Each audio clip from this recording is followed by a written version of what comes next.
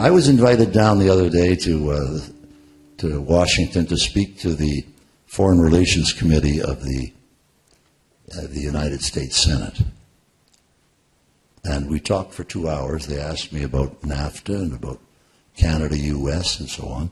And I told them in my remarks there to the Senate, I said, you know, Canadians are very happy and to have a great country like the United States as our neighbor. And every morning when you people wake up, you should get down on your knees and thank God that you've got Canada as on your northern border. And they all agreed with me. You know, and that is a fact. After I left there, and I made a strong case for Canada, and, you know, it wasn't as if they were hearing it for the first time, but the first time they were hearing it in the United States Senate, I'll tell you, that I heard from the leadership of the Senate that the next morning, 39 Republican senators were going to sign a letter that was going to be sent to President Trump the next morning. Because the guy said to me, the leader said, boy, you already sent a rocket through the Senate here, Prime Minister. And I said, well, what did I say? Well, they said this whole stuff about, you know, about Canada and our relationship. Look, people say down there that NAFTA is the worst deal was ever signed in history.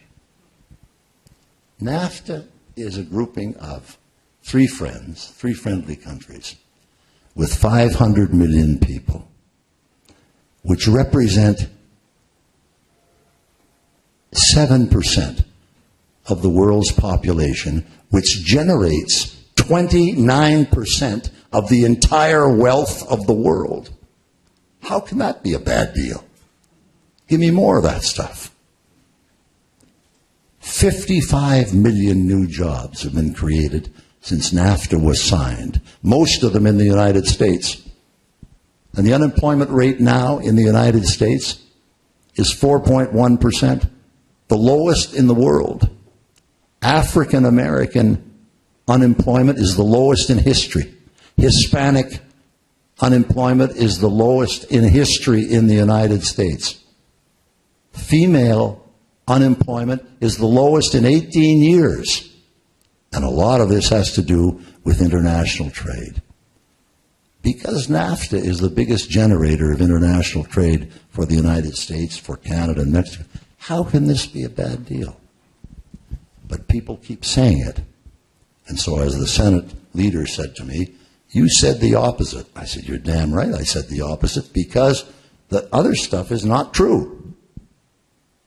And we cannot allow Canada's contribution or Mexico's contribution to be distorted in this way. And people will come to the realization, and I think that's what's happening. Slowly, we've taken a fair amount of abuse, as you know, from the Oval Office. But, for that, we shouldn't be offended because we have to stand in line. We just got our share. But the same thing is true of the United States. They're getting kicked around themselves, and they don't feel happy about it, and so we roll with the punches. But no, I think we're going to be okay, and I think that this could lead to something possibly bigger and better. It's always good to have an optimist in the room, especially an Irish optimist. I tell you, if you started out in Baie-Comeau driving a truck and you're sitting here at University of Toronto, you've been an optimist all your life.